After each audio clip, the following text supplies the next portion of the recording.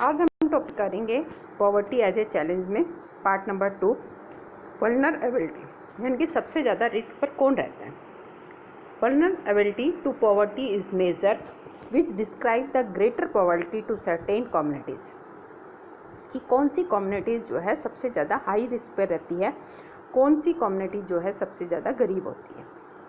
जिसमें member of backward class भी आ सकता है या इंडिविजुअल पर्सन भी इंक्लूड है, जैसे सच एज विडो, कोई विधवा लेडी है, कोई फिजिकल हैंडीकैप पर्सन है, और बिकमिंग या remaining poor in coming year, और जो काफ़ी सालों से लगातार जो है गरीब ही है।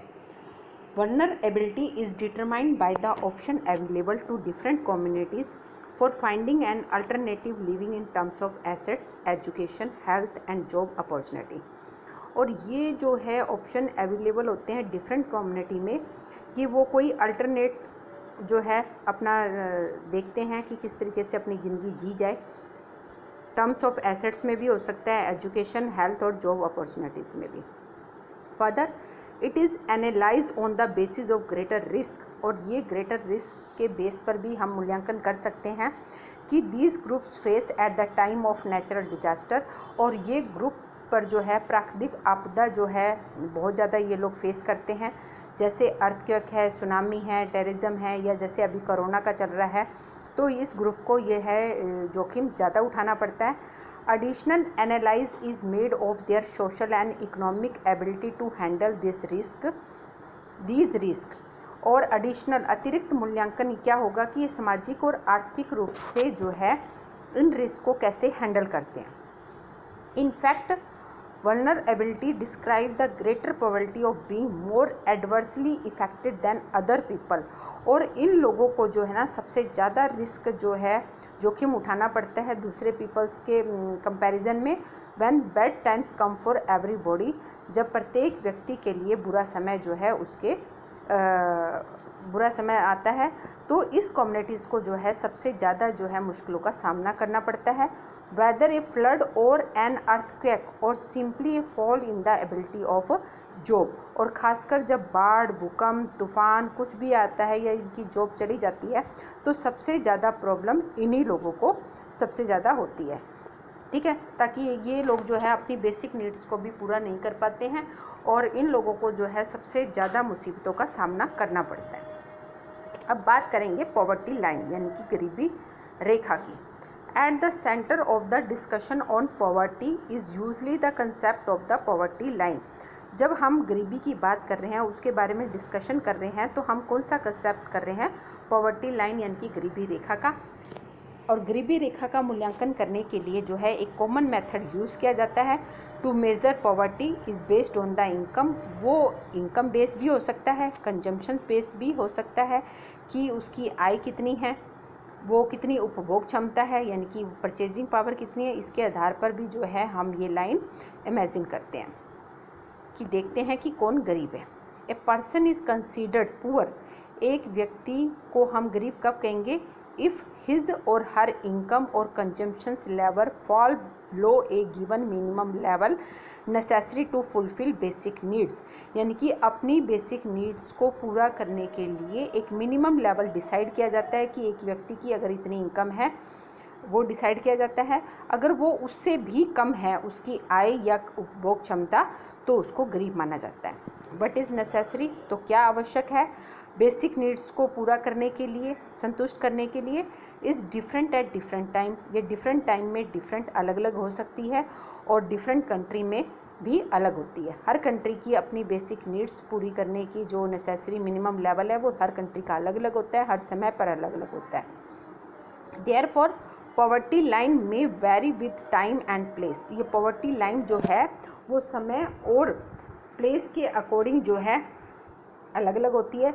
Each country use an imaginary line, प्रत्येक कंट्री अपनी एक काल्पनिक रेखा बनाती है that is consider appropriate for it exiting level of development and it accepted minimum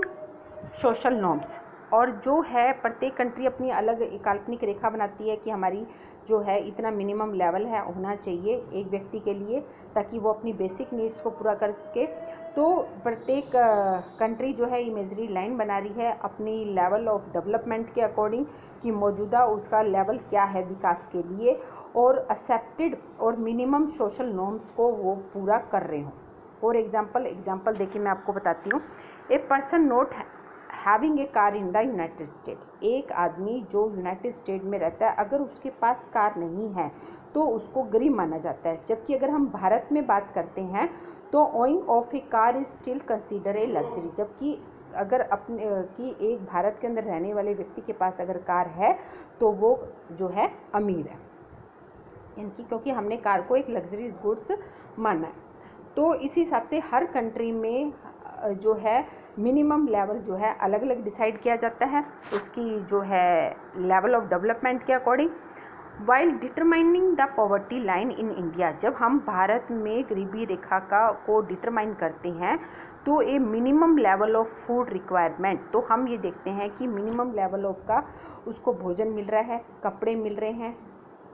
footwear मिल रहे हैं, इनकी जूते चप्पल, फ्यूल्स, लाइट, एजुकेशन और मेडिकल रिक्वायरमेंट जो है उसकी मिनिमम लेवल की पूरी हो रही है नहीं हो रही है, उसके आधार पर हम जो है अपनी गरीबी रेखा डिसाइड करते हैं। Are determined for substance, this physical quantities are multiply by their price in rupees, और इन सारी चीज़ों की जो क्वांटिटी है उसको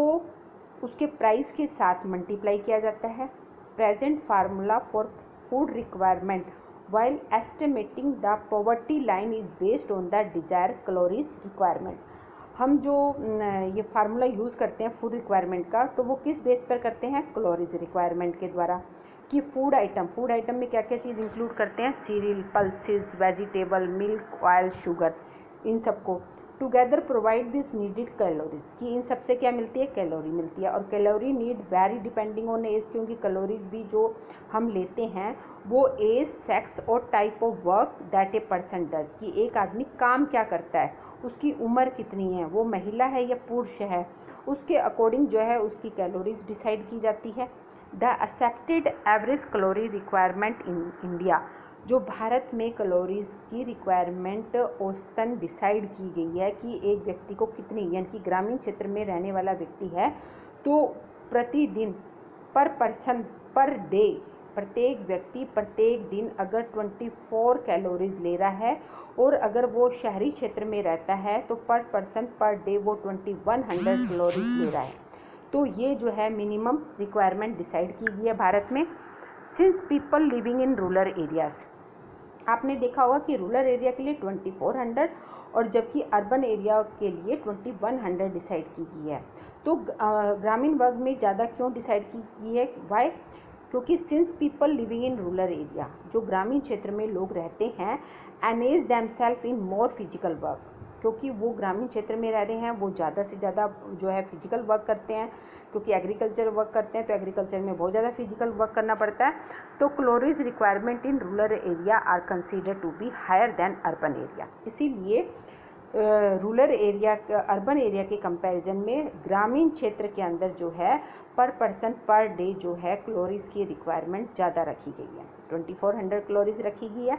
the monetary expenditure per capita, monetary expenditure क्या होता है, जो मनी के रूप में, पैसे के रूप में होते हैं, per capita needed for buying this calories requirement in term of food grain, और इस रिक्वायरमेंट को हम जो है क्योंकि भोजन खरीदना पड़ेगा तो खरीदने के लिए पैसे खर्च करने पड़ेंगे, तो उस पैसों का आधार बनाया गया है कि क्या कहते हैं, उस प्राइस के आधार पर जो है ये कैलोरीज रिक्वायरमेंट होनी चाहिए। Is revise periodically taking into consideration the rise in price, ये जो रिक्वायरमेंट है मॉनेटरी एक्सपेंडिचर जो है वो प्रत्येक साल जो है राइज इन प्राइस के अकॉर्डिंग जो है इसको दोबारा से रिवाइज किया जाता है on the basis of this calculation, और इस जो हम गणना करते हैं, कैलकुलेशन करते हैं फॉर द ईयर 2011 और 12, हम 2011 और 12 के अकॉर्डिंग बताएंगे कि poverty line for a person, एक व्यक्ति की गरीबी रेखा वाज फिक्स्ड की जाती है 816 per month for the rural area, यानी कि एक ग्रामीण क्षेत्र में रहने वाले के लिए 816 रुपये पर मंथ, प्रत्येक महीना, और 1000 रुपये डिसाइड किए गए हैं अर्बन एरिया में। ठीक है, कैलोरीज जो है ग्रामीण क्षेत्र में ज़्यादा है और अर्बन एरिया में कम है। जबकि अगर मनी के अकॉर्डिंग देखा जाए तो ग्रामीण क्षेत्र में 816 पर मंथ कमाने वाला व्यक्ति और अर्बन एरिया में 1000 रुपये पर मंथ कमाने वाले व्यक्ति के आधार पर जो है पॉवर्टी लाइन फिक्स की गई है। डिस्पाइट लेस कैलोरीज रिक्वायरमेंट,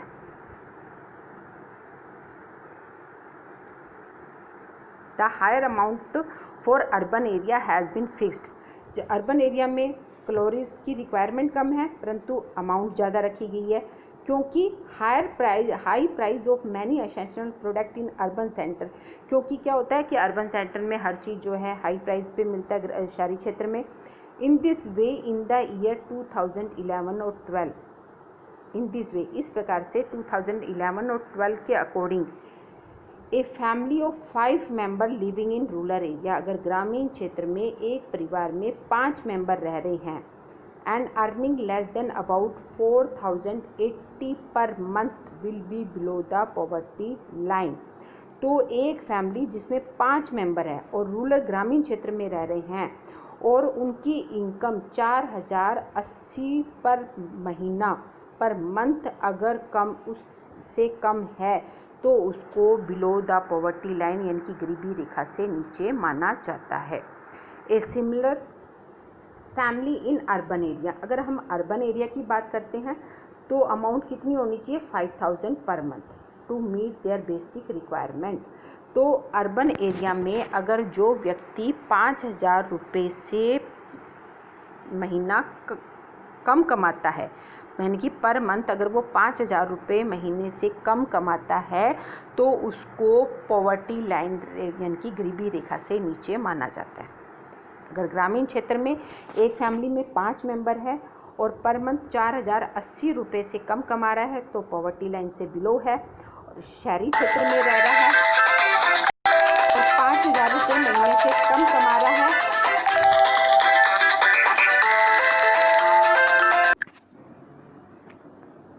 तो हम बात कर रहे थे कि 5000 पर मंथ जो अर्बन एरिया में पैसे कमा रहा है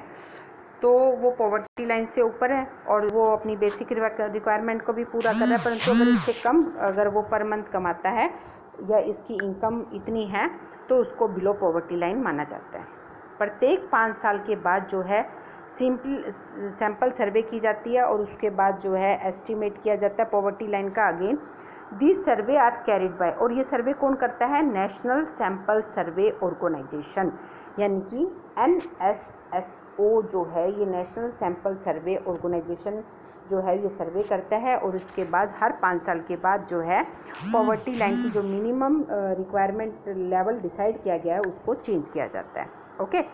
for making comparison between developing country many international organisation like the world bank use a uniform standard for the poverty line. Developing country के साथ भी कंपैरिजन, डेवलप कंट्री और डेवलपिंग कंट्री के साथ कंपैरिजन चलता है तो इसीलिए इंटरनेशनल ऑर्गेनाइजेशन जैसे वर्ल्ड बैंक है तो वो भी एक यूनिफॉर्म जो है ना स्टैंडर्ड डिसाइड कर देता है पॉवर्टी लाइन के लिए कि गरीबी रेखा जो है वो किस उस स्टैंडर्ड पर जो है डिसाइड की जाएगी। जैसे minimum ability of the equivalent of $1 पर पर्सन पर डे, यानी कि प्रत्येक व्यक्ति प्रत्येक दिन $1 यानी कि एक दिन में वो एक आदमी $1 रुपया कमा रहा है तो मिनिमम इतनी एबिलिटी होनी चाहिए उसमें, तो वो डिसाइड कर देती है पॉवर्टी लाइन गरीबी रेखा। यानी कि जो $1 पर $1 से बिलो है तो वो गरीबी रेखा से नीचे, और पर डे पर पर्सन $1 से ज़्यादा है तो वो पॉवर्टी लाइन से ऊपर, और पर डे पर पर्सन $1 है तो वो पॉवर्टी लाइन से जो है ऊपर। पॉवर्टी लाइन जो है इस तरीके से ये पॉवर्टी लाइन डिसाइड कर दी, $1 का फिक्स कर दिया पर पर्सन पर डे। अगर ये जो है लाइन हमारी बिलो पॉवर्टी लाइन ऐसी जा रही है, मान लीजिए पॉवर्टी लाइन अगर इससे नीचे है, यहाँ है तो गरीबी रेखा से नीचे हो गया, अगर इसके ऊपर है तो वो गरीबी रेखा पर ही है, ठीक है, और ये है तो क्या है वो रिच पर्सन यानी कि नॉन पुअर माना जाएगा। तो वर्ल्ड बैंक जो है इसको डेवलपिंग और नॉन डेवलपिंग कंट्री से कंपैरिजन करते हुए एक स्टैंडर्ड जो है, मिनिमम स्टैंडर्ड जो है वो डिसाइड करता है। ओके, तो इस प्रकार से यानी कि पॉवर्टी लाइन को मेज़र करने के लिए, ये पॉवर्टी लाइन आपकी है, इसको ये लाइन डिसाइड जो है हर कंट्री हर समय और बेसिक रिक्वायरमेंट के अकॉर्डिंग जो है डिसाइड करता है। प्रत्येक 5 साल के बाद जो है ये जो लाइन है वो चेंजमेंट मॉडिफाई होती रहती है। एक सैंपल सर्वे किया जाता है, जो सैंपल सर्वे NSSO करता है उसी के अकॉर्डिंग, ठीक है। तो उसी के अकॉर्डिंग अब वर्ल्ड बैंक जो है ये एक यूनिफॉर्म स्टैंडर्ड डिसाइड कर देता है सभी कंट्री के लिए। तो उसी के अकॉर्डिंग डिसाइड किया जाता है कि कौन आदमी पॉवर्टी लाइन से नीचे है और कौन पॉवर्टी लाइन से ऊपर, यानी कि कौन गरीब है और कौन अमीर है। इसके आधार पर इनकम और कंजम्पशंस लेवल, उसकी इनकम कितनी है उसके आधार पर डिसाइड किया जाता है। क्योंकि हमने 2400 जो है रूरल एरिया के लिए कैलोरीज डिसाइड की है, अर्बन एरिया के लिए 2100 कैलोरीज डिसाइड की गया, और इसको किस टर्म में लिया जाता है, मनी की टर्म में। ओके, उसी के अकॉर्डिंग जो है डिसाइड की जाती है कि who is poor and who is non poor. तो इस प्रकार से आज हमारा टॉपिक जो है यहीं तक रहेगा कि भारत में जो है मिनिमम जो है रिक्वायरमेंट या आप कह सकते हैं कि पॉवर्टी लाइन कैसे डिसाइड की जाती है, ठीक है। एक कॉमन मेथड होता है इनकम और कंजम्पशंस लेवल का, उसी के अकॉर्डिंग जो है पॉवर्टी लाइन जो है डिसाइड की जाती है। ओके, तो अब आपके सामने ये क्वेश्चन आए हैं, why do different country use different poverty line and what do you think would be minimum necessary level in your locality. तो ये 2 क्वेश्चन हैं, ये आपको पहले आप वीडियो ध्यान से सुने, उसके बाद ये दोनों क्वेश्चन जो है आप इनके आंसर फाइंड आउट करेंगे। इसके आंसर जो है आप लिखिए।